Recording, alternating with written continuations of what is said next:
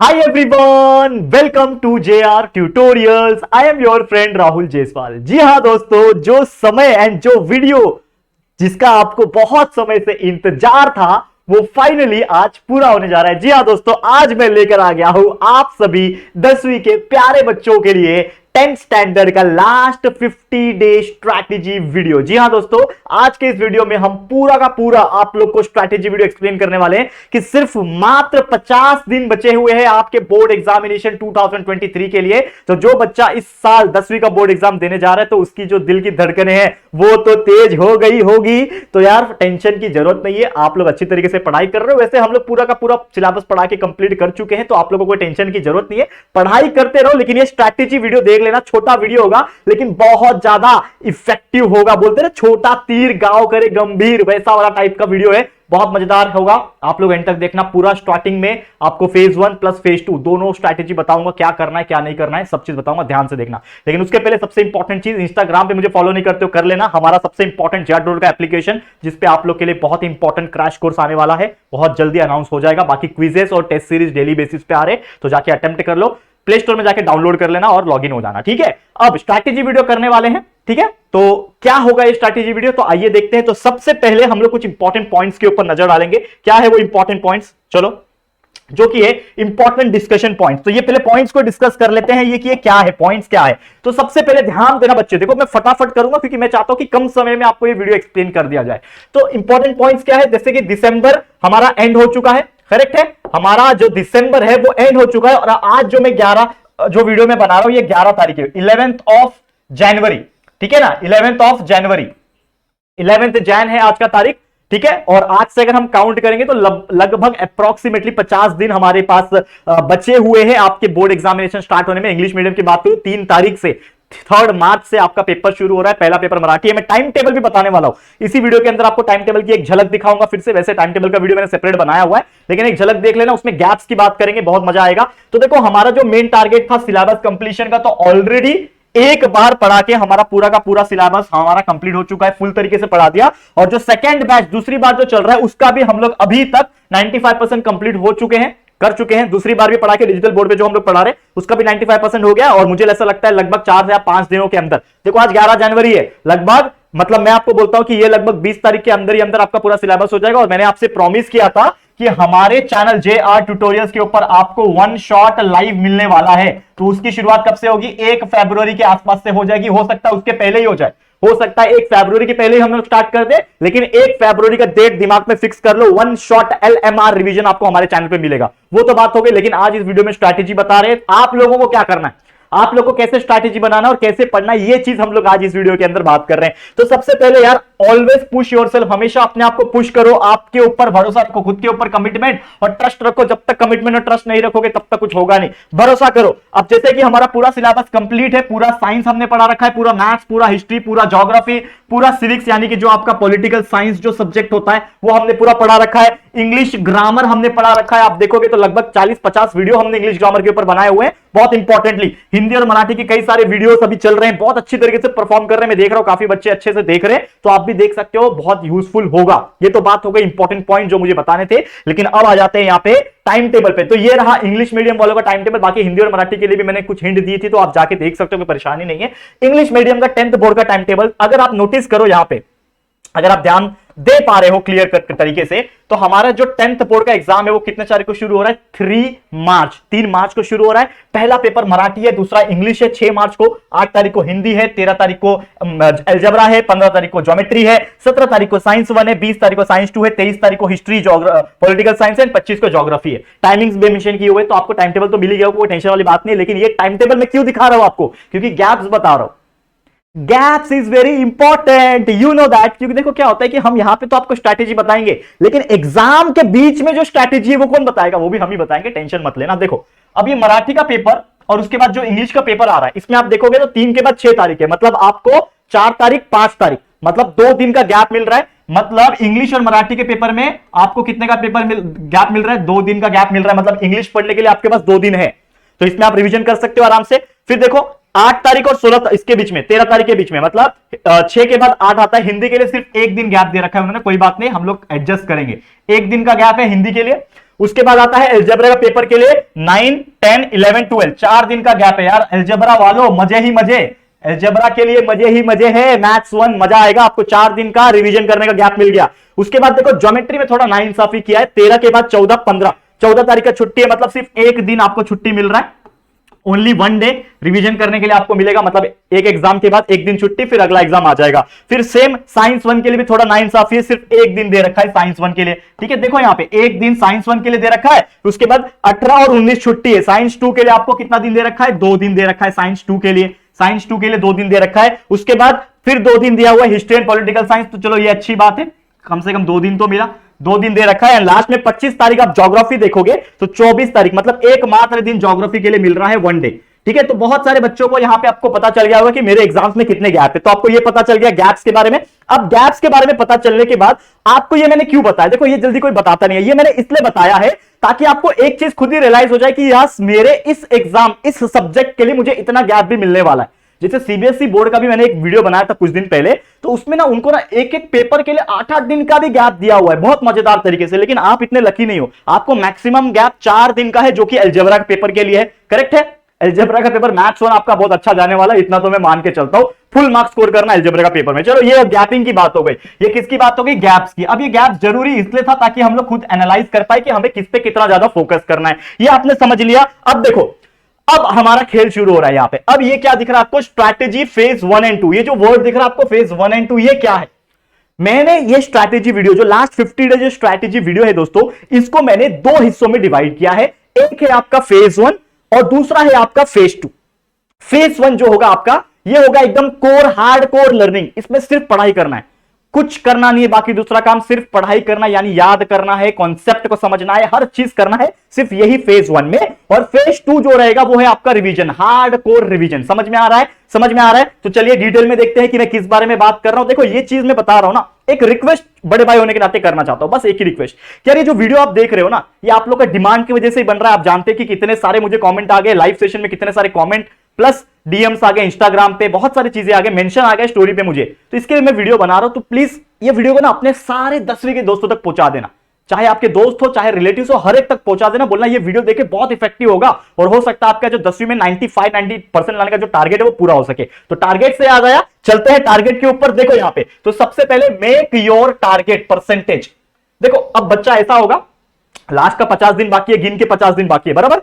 अब 50 दिन जो बच रहा है आपके पास, ये 50 दिन में क्या आप कर सकते हो? पहले अपने आप से पूछो, 5-10 मिनट, 15, आधा घंटा टाइम लो, सोचो कि आप कितना स्कोर कर सकते हो, आपकी कैपेबिलिटी क्या है। अब हो सकता है कि आपकी कैपेबिलिटी 50% की हो, 60% की हो, 70 की हो सकता है 90-95 की हो। तो मैं तो आपको तो यही बोलूंगा कि भैया 90 to 95% का टारगेट करके चलो यार, नथिंग इज इम्पॉसिबल, बिल्कुल आएगा। अगर आप मेहनत करोगे तो ये परसेंटेज निकालना भी नामुमकिन नहीं है। 50 दिन, लास्ट के 50 दिन में पढ़ के अभी इतना स्कोर किया जा सकता है, ये मेरी गारंटी है दोस्तों, अगर आप शिद्दत से पढ़ाई करो, शिद्दत से पैटर्न और स्ट्रैटेजी को फॉलो करो। ठीक है, अब देखो हमारे पास कितने दिन बचे हैं उसको काउंट करते हैं। जैसे कि मैंने बोला कि जनवरी का महीना चल रहा है, 11 तारीख को मैं वीडियो बना रहा हूं ये वाला, तो 11 को छोड़ के अगर देखा जाए तो हमारे पास 20 दिन है। 31 का महीना होता है, 11 माइनस करो, 20 दिन जनवरी में है, फरवरी में 28 का दिन है इस बार, और मार्च में आपके पास 2 दिन बचा हुआ है। ठीक है, 3 तारीख से पेपर है। तो अगर आप देखोगे टोटल मिला के तो 20 + 28 इज 48 + 2, बराबर आप देखोगे तो 50 डेज हमारा बनता है।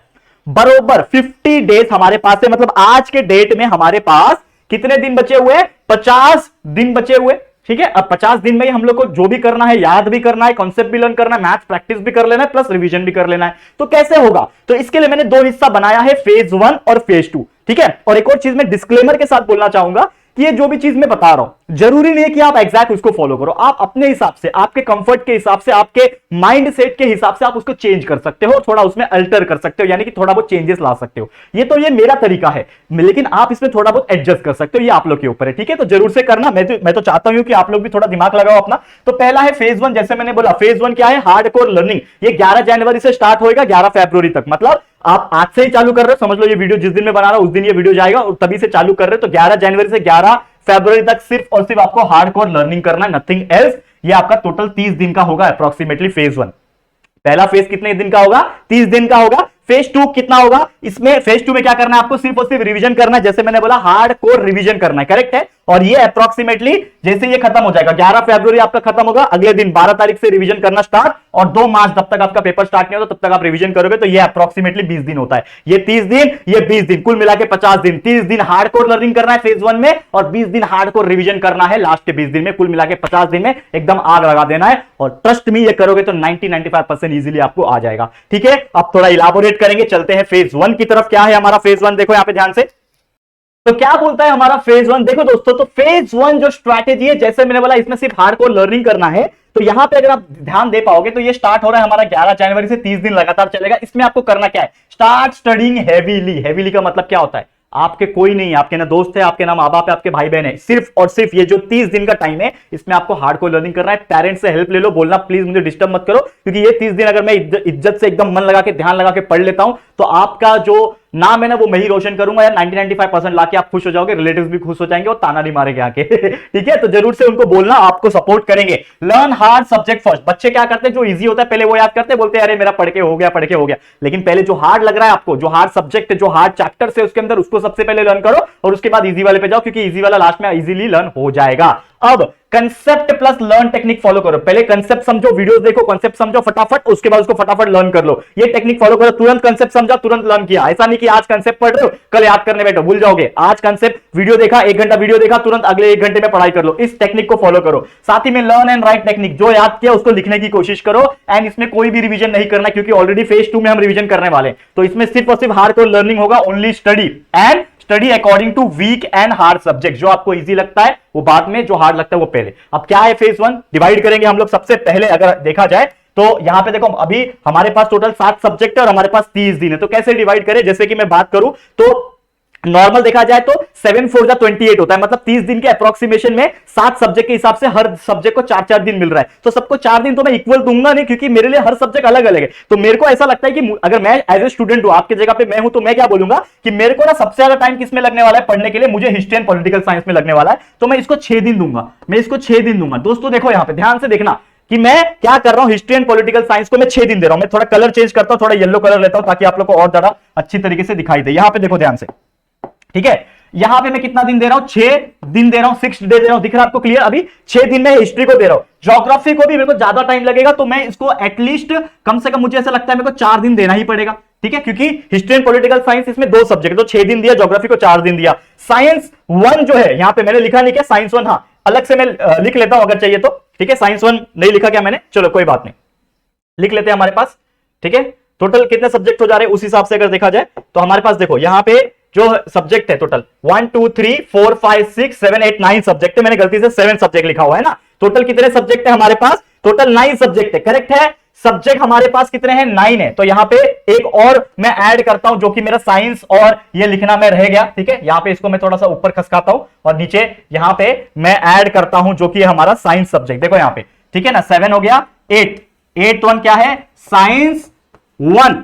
ठीक है, और अगला जो है 9th 1 साइंस 2। देखो ध्यान से दोस्तों, अभी छोड़ के मत जाना, अभी देखो ध्यान से मैं सब चीज एक्सप्लेन कर रहा हूं। तो जैसे मैंने बोला कि हिस्ट्री पढ़ने में 6 दिन, ज्योग्राफी पढ़ने में 4 दिन, वैसे साइंस 1 पढ़ने में अप्रोक्सीमेटली मेरे को 5 दिन लगेंगे, वैसे साइंस 2 पढ़ने के लिए भी मेरे को 5 दिन लगेंगे, मैं मान के चलता हूं। तो कितना दिन हो गया, 6 4 10 5 5 10, मतलब टोटल कितने हो गए, 10 और ये 10 20 दिन तो इधर ही हो गए। अब मेरे पास सिर्फ 10 दिन बचा है और ये 10 दिन में मुझे बाकी सब्जेक्ट देने, करेक्ट है, समझ में आ रहा है। तो अब मैं क्या करता हूं, जैसे कि मुझे अगर बहुत ज्यादा प्रॉब्लम है तो मैं, देखो अलजेब्रा छोटा चैप्टर है, मतलब 5 ही 6 चैप्टर है, तो वो इजीली हो जाएगा। तो मेरे को अगर देखा जाए तो अलजेब्रा के लिए मेरे को बहुत ज्यादा छुट्टी मिला हुआ है। जैसे हमने गैप को एनालाइज क्यों किया था, क्योंकि अलजेब्रा में गैप हमने जब देखा तो ऑलरेडी उसमें 4 दिन छुट्टी है, 3-4 दिन का गैप है। तो अलजेब्रा में ज्यादा टाइम नहीं दूंगा, तो इसमें मैं सिर्फ 3 दिन देता हूं अलजेब्रा में।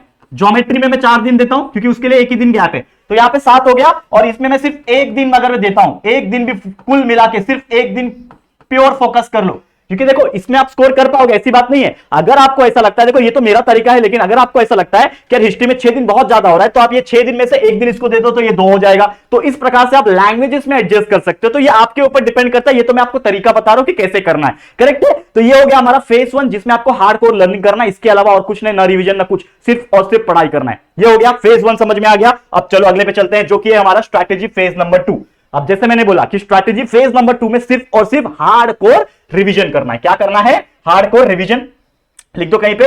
देखो यहाँ पे रिवीजन लिखा हुआ है, तो सिर्फ और सिर्फ इसमें रिवीजन करना है। लगभग 20 दिन का ड्यूरेशन रहेगा, जैसे मैंने बोला। और स्टार्ट कब होगा? 12 फरवरी से। इसके पहले 11 फरवरी तक हम लोग ने सिर्फ और सिर्फ हार्डकोर लर्निंग की। 11 फरवरी जैसी खत्म हुआ, अब भूल जाओ, अब एक्स्ट्रा याद नहीं करना, अब सिर्फ रिवाइज पे फोकस करना है। क्योंकि जब आपने याद किया इतना सारा चीजें और उसको आप रिवाइज नहीं करोगे तो हो सकता है एग्जाम में कुछ ना लिख पाओ। तो रिवीजन इज वेरी इंपॉर्टेंट। तो हमने 20 दिन सिर्फ रिवीजन के लिए रखा है। अब इसमें सिर्फ और सिर्फ क्या करना है? रिवीजन करना है। अब 20 दिन है, 9 सब्जेक्ट है आपके, तो 9 सब्जेक्ट डिवाइड बाय 20 दिन, मतलब हर एक को अप्रोक्सीमेटली 2 दिन मिलना चाहिए रिवीजन के लिए। करेक्ट है? 2 दिन तो चाहिए ही होता है ना रिवीजन के लिए। तो रिवीजन जितना हो सके सब चीज को पढ़ना, जितनी भी चीजें आपने याद किया उसको प्रैक्टिस करना।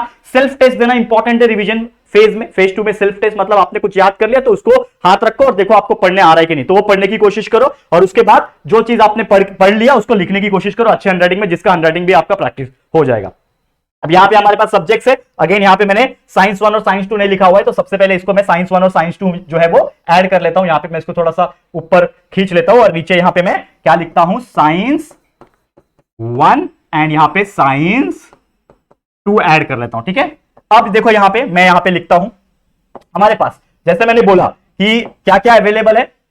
हर सब्जेक्ट के लिए 2 दिन अवेलेबल है नॉर्मल तौर पे देखा जाए तो। लेकिन ये जो मराठी, इंग्लिश, हिंदी है, ये सब्जेक्ट्स को रिवाइज करने में कितना दिन? 2-3 दिन तो आप पढ़ने में लगा रहे हो। 2 दिन तो ऑब्वियसली सिर्फ एक दिन भी अगर इंग्लिश, मराठी और हिंदी को दे दोगे तो उसमें होता क्या? कॉम्प्रिहेंशन प्लस आपके ग्रामर्स, वो सब कर लोगे। तो मात्र एक दिन अगर मैं दोनों को दे दूं, तीनों को, इसको एक दिन, इसको एक दिन दे दिया और इसको एक दिन दे दिया, समझ में आ रहा है? समझ में आ रहा है? तो अगर मैं तीनों को एक दिन दे दूंगा तो 3 दिन यहां चला गया मेरा। ठीक है, अब मेरे पास 17 दिन फिर भी बचे, 20 में से 17 दिन बचे। अब 17 दिन में से मेरे पास कितने सब्जेक्ट है? 2, 2, 4, 2, 6 सब्जेक्ट है, मतलब 6 3 18, मतलब सबको 3 दिन दे सकता हूं। तो मैं अलजेब्रा को 3 दिन देता हूं, ठीक है, ज्योमेट्री को भी 3 दिन देता हूं रिवाइज करने के लिए। सेम उसी प्रकार हिस्ट्री एंड पॉलिटिकल साइंस को भी 3 दिन देता हूं। ठीक है, ज्योग्राफी को मैं 2 ही दिन देता हूं क्योंकि ज्योग्राफी छोटा होता है, एक ही ज्योग्राफी 10 चैप्टर का मैं पढ़ लूंगा।